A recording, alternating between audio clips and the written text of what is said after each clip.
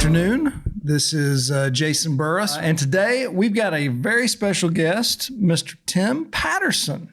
How are you doing? I'm doing great. It's a pleasure to be here, to be back sitting in the studio. It's great deal.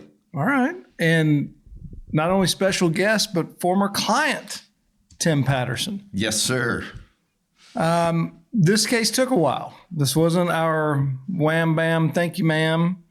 This one took a while. Yes, it did take a long time, from almost 5 years from the point of impact, so to speak. Yeah. Summer 2017 is when the crash occurred, and we finished up the case a little while ago. Yes. Okay. So let's give and this is a TBI case, really. I mean, there's orthopedic injuries, but largely a TBI case, which stands for traumatic brain injury, right? Correct. All right. So let's set the scene. We're on 75. It's about 2:40 in the afternoon in June of 2017. You're headed north on US 75. What happened? I had just left Costco, picked up a whole bunch of stuff, was heading north, like you said, and traveling with the flow of traffic, and saw someone just looked like they're exiting the freeway, and they happened to, for whatever reason, go that way and ran into the back end of a parked semi, and their car catapulted in front of me in the best description I get of the movie Twister. When the house lands on the road and the car goes through it, that car flipped, turned in front of me. In a split second, I was T-boning that vehicle. There was no way to avoid. There was nothing I could do. I mean, I know I reached for the brakes, but at that point, the impact was already happening. Okay, and to add a little more context to it, there's a small Lexus running in front of Tim and others on US 75, and it's in about the second or third lane. And that vehicle doesn't exit. It swerves. By all accounts, it swerved from its lane, sort of in the middle of northbound 75, all the way over to a shoulder, really a swerve. And it gets to the shoulder, and there is an 18-wheeler parked, and it's been parked for a while in broad daylight. And the driver of the Lexus obviously sees it and starts to steer back into the roadway, but he does not clear it. And what happens is the front right of his Lexus hits the back left of the 18-wheeler's trailer, causing the Lexus to spin into traffic, and that is when this happened. Really strange scenario. Yes, and like I said, when I saw him veer off to the right, I thought, right, that guy's exiting. But there wasn't a ramp, and there was when he got, and I saw him veer like he's exiting, and then right before he impacted the back of the semi, he was making an evasive move to his left to try and avoid it, and he could not at that point. Yeah. Now, one of the things that we try to do is, sort of appeal to the jury's sense of justice. We try to make them feel like they're protectors of the community. Very difficult in this case when it's an elderly gentleman who has his wife with him. They're headed to a family trip with the wife's sister, and his wife loses her life in the collision. She is dead on scene. And that is very difficult. I don't know, did you have an appreciation for what difficulties that presented in your case? I guess not necessarily for the difficulties. I mean, I knew that it was an aspect of that. But I know from day one, from being transported to the ER, laying there going, when the wife walked in, I said, there's a dead person. I had no idea. I remember seeing the yellow blanket. So I knew there was. So was it a difficult? It was difficult in my mind, knowing that this accident involves somebody that lost their life. And that was a hard thing to deal with at times and comprehend. But I also knew it wasn't my fault. So I didn't have the guilt of that. But it was a lot. And I'm like, as you say, in siding with getting people to side with you or think about how they're going to view this. Yeah, they're going to feel sorry for the man who lost his wife. Yeah. Yeah, that's tough because in these kinds of cases, we're suing for money damages. There's not a criminal aspect to it. And so many members of the jury naturally are going to think, well, my gosh, this man who's been, married to his wife for years, has suffered enough. Why would we, then punish him with monetary damages?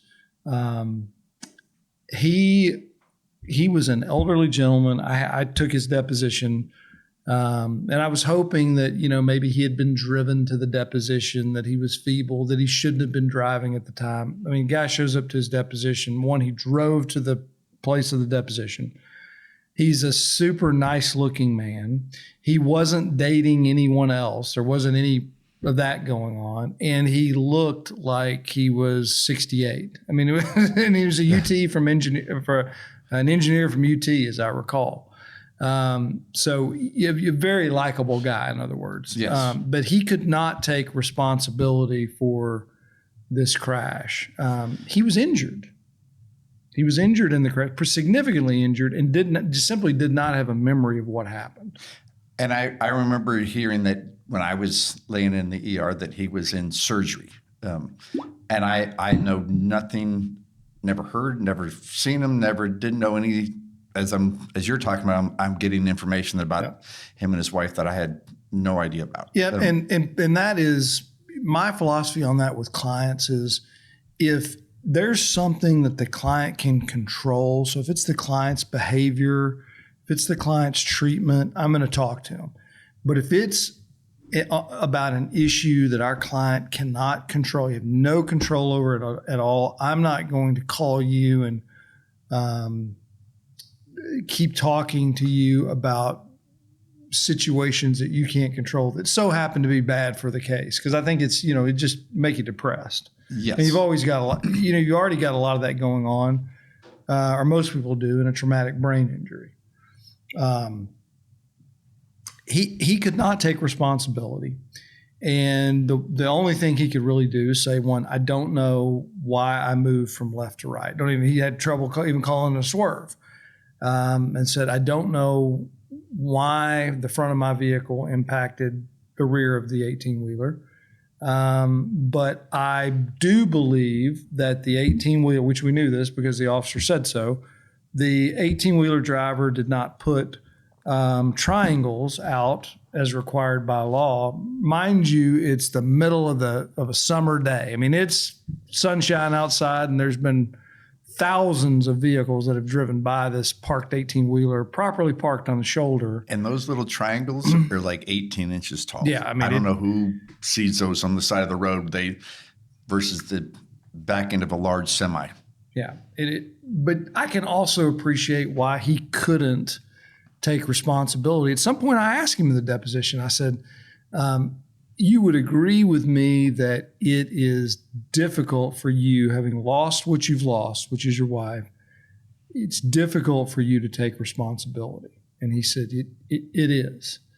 And I said, but the fact is, if you swerved left to right behind the 18-wheeler, the 18-wheeler did have its hazard lights on, and it's open and obvious. And if you didn't move out of the way, then you would agree that would be your fault. And he, of course, would say yes. And he said, but I don't believe it happened that way, and I can't take responsibility. He just couldn't do it. And there's a part of that I kind of understand coming from somebody who, to be harsh with it, just killed his wife. That's right. With his actions, it killed his wife. So he does not want to take complete responsibility for that. I understand there's a part of that. There's the denial in your own brain, and you're not going to want to replay that the way it actually happened for him. That's right. Yeah, really tough situation. The investigating officers thought that he should be charged with manslaughter, sent it to a grand jury, and the grand jury no-billed him. And I think they were thinking a lot like the jury was. So the jury would have been sympathetic towards him. That's right. Why he's already been punished enough. I'm curious, why is it that you believe he swerved? I mean, so we'll never know, right? It's just, what's your best guess as to why he swerved from the middle of the roadway to the shoulder?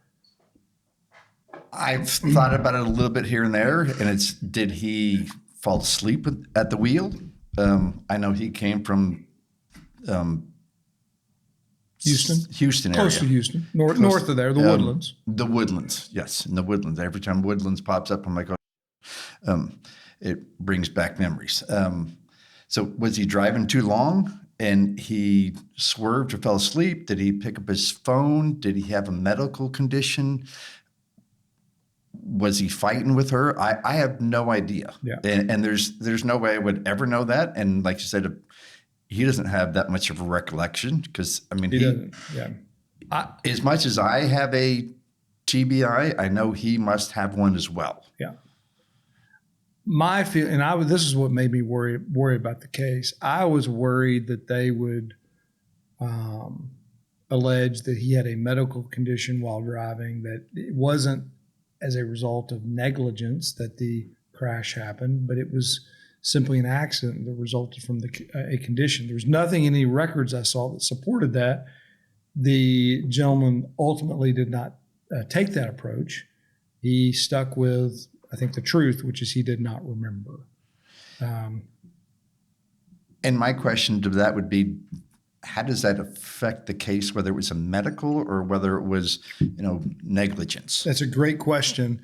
And the answer is, in a case like yours, we have to prove negligence. And negligence and accident are two different things. Negligence essentially just boiled down as you had a duty to act a certain way. You could have acted that certain way. You chose not to act that certain way. And as a result, you hurt someone. And the accident is one of those things that, despite your best intentions, things happen. And this is one, and you can see how a medical condition could easily fall in that accident area. We avoided it, but of course, I spent a lot of nights worrying about it. But again, one of those things I didn't really worry you about by design. Yes, and I appreciate not being worried with all of that, because you worried me with enough other stuff that I needed to know or needed to be a part of. All right, so we talked about earlier that this was the TBI drove the value of this case. But what's interesting, and one of the things that we had to overcome, very difficult, is you didn't complain of TBI symptoms to the EMS, the first responders, or in the emergency room. Instead, you complained of your left ankle, your chest, and your left wrist, and then to EMS, and then the ER, those same things plus the left side of your back. And so through EMS and ER, no complaints about head at all. Now, 5 days after the crash, you see Dr. Simmons, your primary care physician, and there, you're still talking about your foot and your ankle, and your chest being a little tender. But now we've got, and I'm going to give you a quote, "Very foggy and severe headaches have gotten worse, irritable, sleeping a lot, hard time focusing." And this happens so often, and the insurance companies make this argument every time, because we see it a lot, where in the ER, with the EMS, there's no brain injury complaints. It's more orthopedic. As time goes on, the head injury, you start to see more and more information about that. And the insurance companies want to argue that means that there wasn't a brain injury, that the client or the patient is, or the claimant is simply making it up. So did you make up this brain injury? No. Yeah. And the process with all of that is, from what I've learned, unfortunately, is that swelling in your brain starts. You don't notice that right away. There's so many things that I noticed from day 5 to day 15 to day 60 to 90 of how things have changed with me. The ER aspect is their main goal is to make sure you're not going to die right then on their table. I didn't feel like I got much out of them. They don't do much for you. Mm-hmm. Those things weren't affecting me at that point. I was more concerned with the immediate pain that I had, and those were stronger pains, so you don't focus on the brain injury aspect. And those things develop as your brain swells after the impact. And if you hit your arm with a hammer, it's going to hurt. You're not going to start to bruise and see black and blue for 3 or 4 days. It's the same with the brain, from what I've understood. So that stuff didn't really start to develop till a few days down the road to really where I noticed it. And then even after the fact, I'm going through physical therapy because my back's messed up and my body aches. I didn't start doing some other therapy on my brain until 8 months later, to where that really started going, wait, there's something wrong here. There's other issues. It takes a while to do inventory and figure out that something's not right. Sure, you were feeling headaches as the days went on, but headaches can be as a result of a neck injury all day long. We all know that. And that is true, because everything runs everything runs down through your spine. That's everything. Right. So those headaches come on from other areas of your body and just transfers up to your head. So all that being said, with all those little things that are there that you don't know even exists. I mean, where I think I can still function as a person. I had this big accident. It took me a while to realize how big the accident was. Yeah. And as I explained to other people, when I say I was in an accident, well, was it serious? And for the longest time, I would not go into details with it. I'm like, yeah, I T-boned somebody on the freeway doing about 65 miles an hour, give or take. And then I realized if I said to somebody there was a fatality in the accident, they'd go, oh, and their whole perspective of the accident changes, yeah. So just different how, as I grew to realize different things about me, the incident, and where I was. It's been a journey I wish I was never on. Sure. And we talk about those delayed symptoms being pretty normal for what's classified as a mild traumatic brain injury. And we also talk about the initial imaging in these types of cases. Over 95% of the time, if you have a mild traumatic brain injury, you may have a CT scan, you may have a brain MRI, you may have an EEG of your brain, and over 95% of the time, all three of those are going to come out normal. They're not going to find anything abnormal, which was the case with you, all normal with those initial imaging. But does that mean you don't have a brain injury? I would say no. And that's information that I don't recall ever knowing or hearing. If I did, I forgot about it already. But I know I've done multiple scans and multiple tests in my head, and for me to try and realize what they even, when they would give me the results and show me things, and the Sarah scan was the one that stood out, because I was more familiar with a Sarah scan based on other people I'd been around that with a organization that was helping veterans that had TBIs. Yeah, and the what you're talking about there is after that initial imaging that said everything was normal and perfect, we got you some advanced imaging. We got you a SPECT scan, and we got you a diffusion tensor imaging scan of your brain. And both of those showed that there were, in fact, abnormalities. Yes. And I guess in looking at that, it's like an X-ray versus an MRI. X-ray shows a little bit, MRI gets deeper. So the different tests that we did and scans on my brain, they went from the X-ray aspect of it to getting deep involved into my brain and enter things and seeing really what's going on. So one of the other things we had a real challenge with in your case was you saw a neurologist on your own before you came to see me. And that neurologist said, I think you may have had a lacunar stroke at some point in the past. And I want you to have some sort of scan. I think it was an MRA to figure out for sure. We get an expert we had a lot of experts on your case, but we had a particular expert that was really an expert on the brain. And that expert concluded that he agreed, he thought you had had a lacunar stroke at some point in your history, but went on to distinguish your injuries from this crash. Did you know that you may have had a lacunar stroke in the past?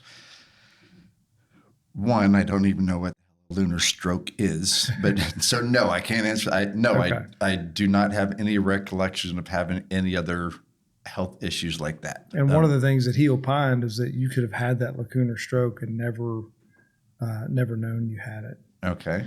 So and that was an interesting thing that we had to overcome. Again, one of those things that I didn't spend a lot of time with you on because I knew I'd have to do it for trial, but not for we did a little bit on your deposition. You may not remember, but we knew you were prepared for it, put it that way.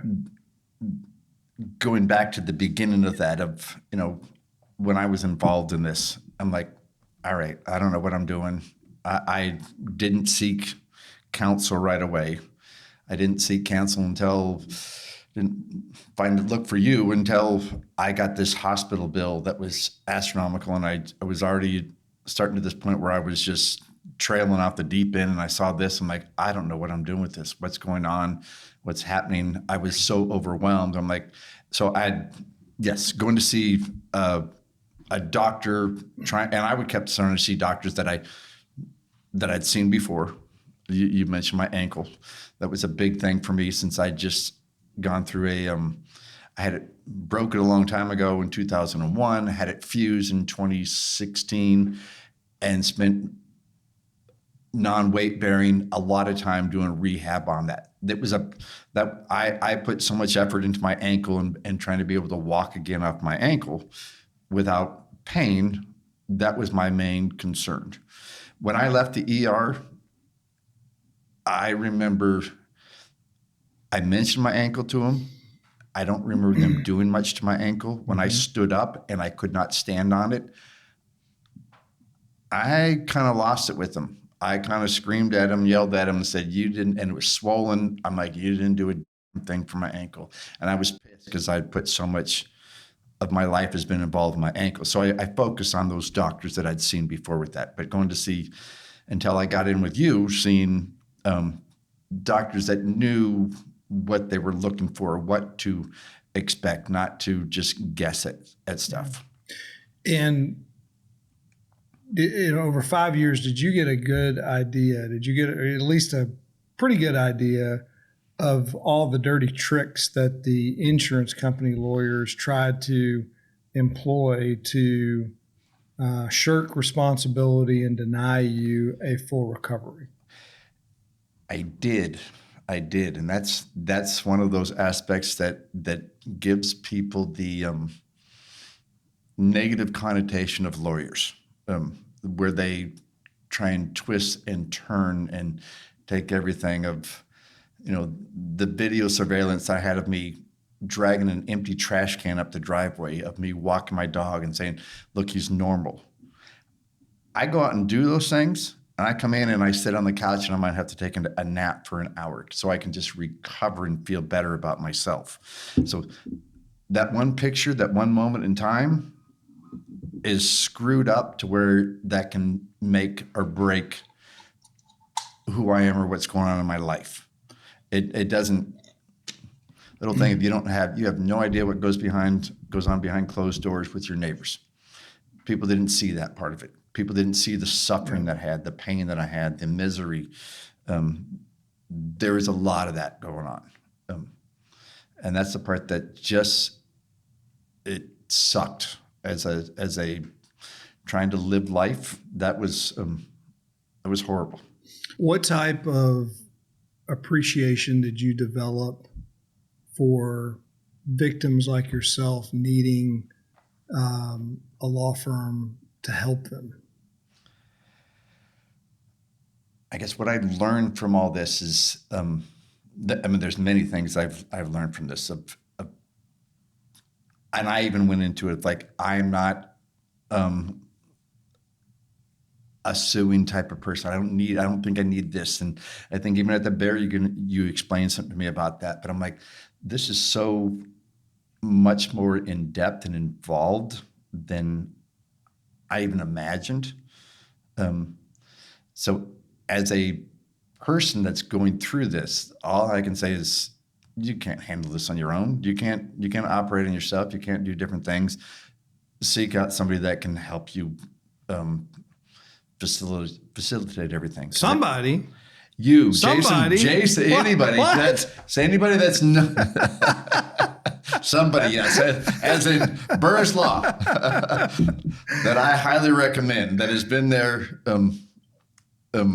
and had my back. I mean, as I say, a love-hate relationship. It has been. I've hated this process. Love the effort you put into it. I've hated you at times. Yep.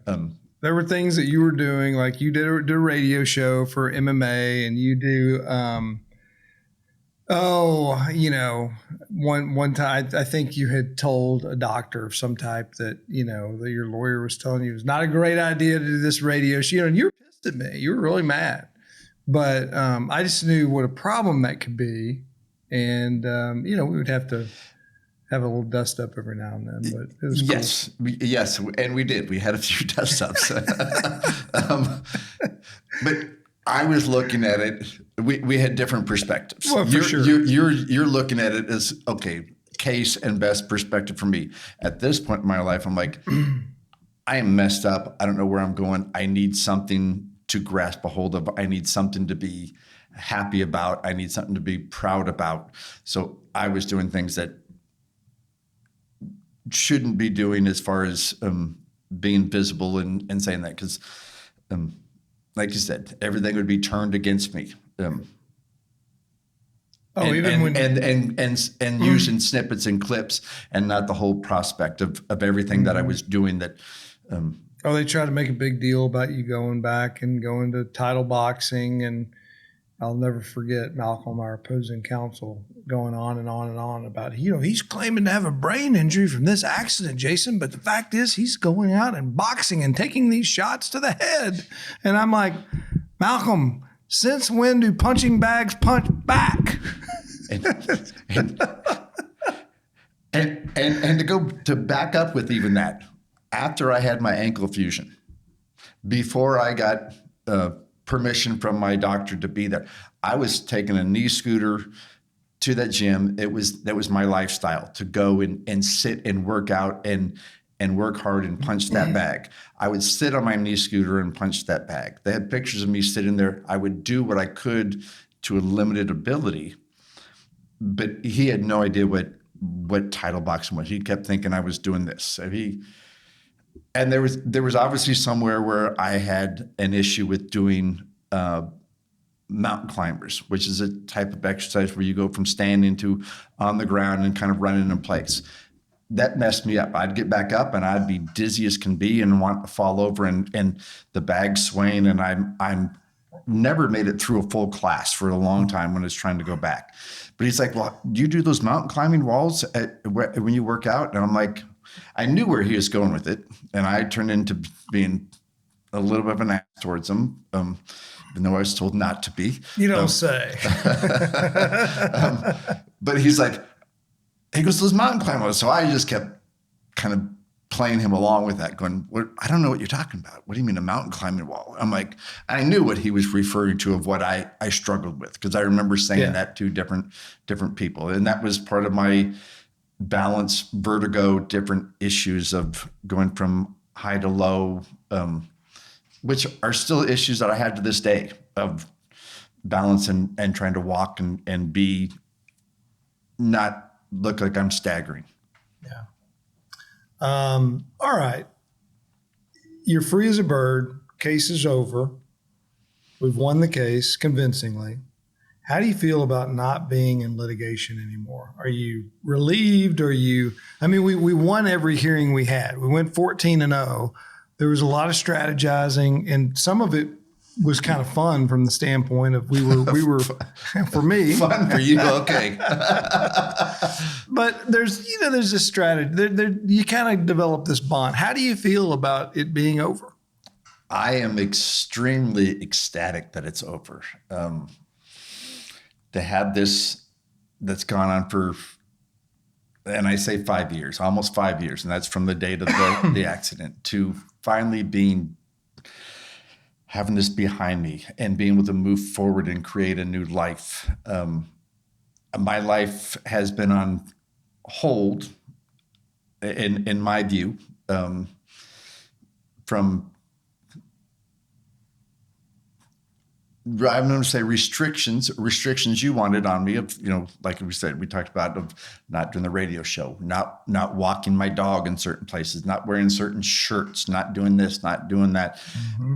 I lived a paranoid life of people would come up and talk to me. I'm like, I don't know who the hell they are. I don't trust them.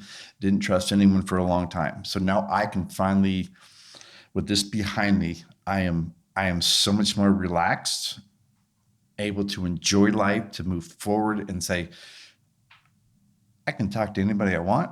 I can do what I want. I don't have to look over my shoulder to see who's watching me, who might be recording me.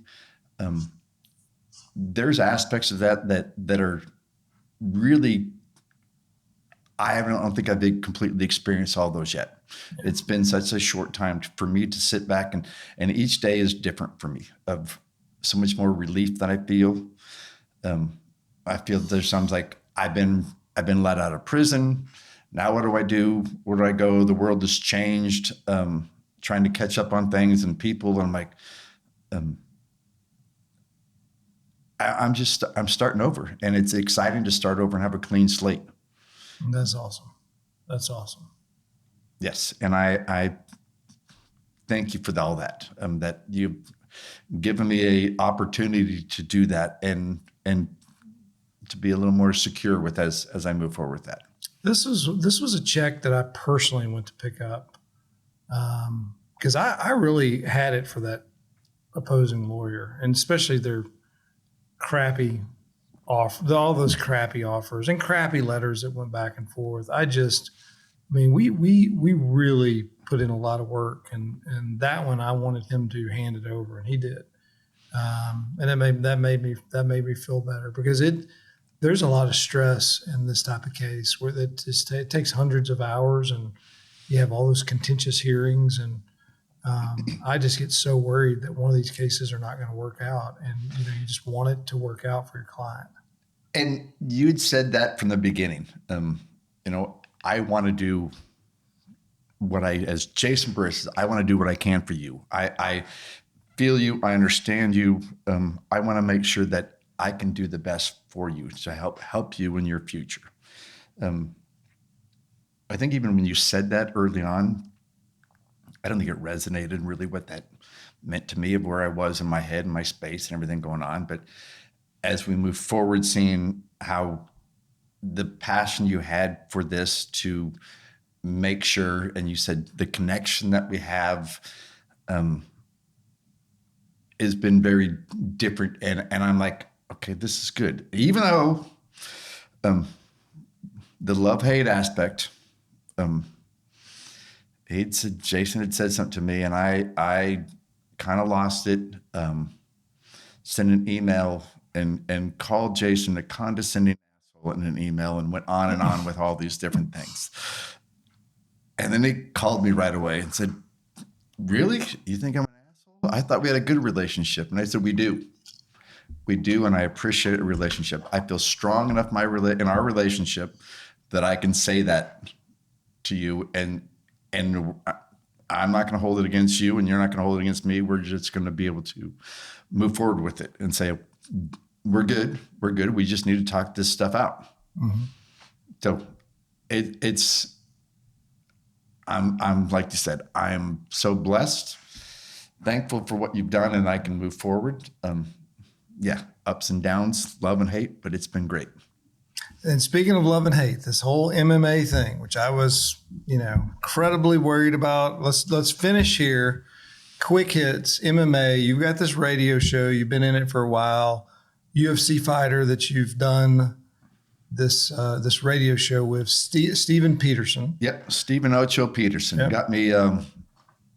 Been an MMA fan. He got me involved kind of in more in the backside of the MMA, and we did a radio show where we brought in different fighters. We got to know fighters, and our big thing is, and I think kind of what you're doing here with me is getting to know your client more and letting your client express. We got to know fighters going, these are not just animals being locked in a cage. They're not crazy people. They have lives. They have families. They have stories.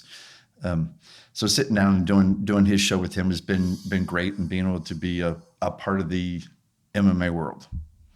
And I'm a huge MMA fan. Yes. I am available for expert commentary should you need me. I don't think they've ever given me the mic to commentate fights, but I've been blessed to where I can sit cage side and watch different fighters that have come up from the smaller ranks to see them in the UFC. Looks like this is headed to where I've got to do a sponsorship to have the ability to be on air. That's what it looks like. All right, two things. Conor McGregor, will he win a third world championship? We're not counting that interim thing. Will he win a third world championship, yes or no? No. I don't believe he will. I think Conor's done. Okay, so my next question was, are Conor's best days behind him? I think you answered that one. Yes, they are. Conor has so much money right now. Conor is his own worst enemy. You're managing Conor McGregor right now. The next opponent for Conor is who? I think Dustin wouldn't be a bad opponent for him. I think Dustin's a bad opponent because I don't think he beats Dustin. Well, I didn't. Okay, as a manager, I need somebody who's going to win. So, but you need to pick somebody that's going to be in that top five, because he's only going to want somebody in that top five. I've got somebody in mind. I want to hear who you've got. We're not going to put him against Cowboy Cerrone again, because he dominated that. So right. he needs a challenge, something that the fans would want. I don't have one that I could pick out right away that say he's going to be able to beat. I've got a great one. Let me run this by you. Okay. The double champ versus the double champ and Olympic gold medalist Conor McGregor versus Henry Cejudo. They have a little heat. Conor's going to have the size advantage, wrestling disadvantage. I think he can win that fight.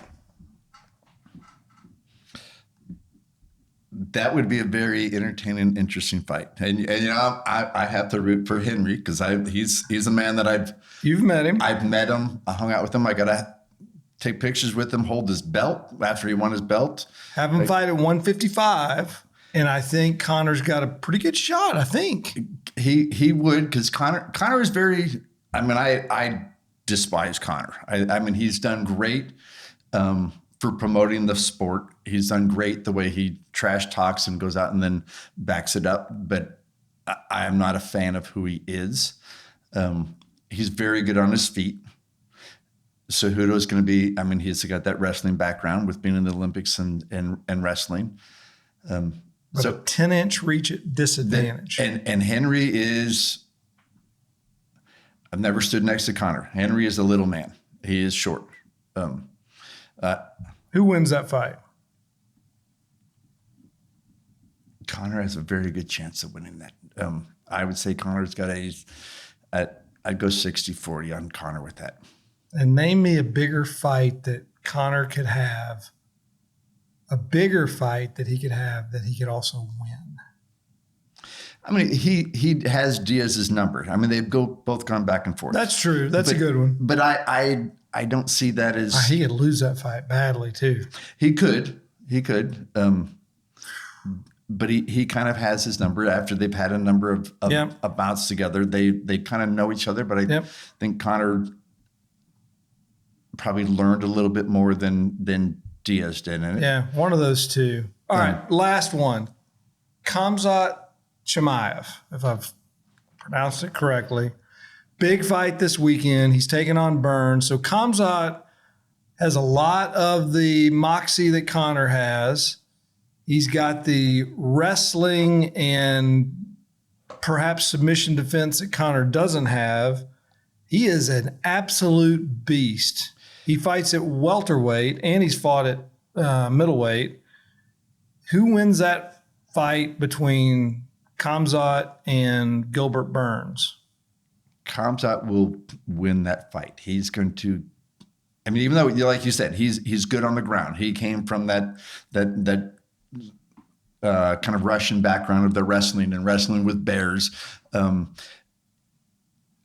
He has good wrestling, but he's very good on his stand-up as well. And as when he came into the UFC, he has just been dominant with his fights, and they've been putting in fights from back to back for him. And the UFC is doing a good job of building him up and making him their next foreign star, so to speak. All right. Khamzat beats Burns, and then he fights Usman. Last question. Who wins that fight?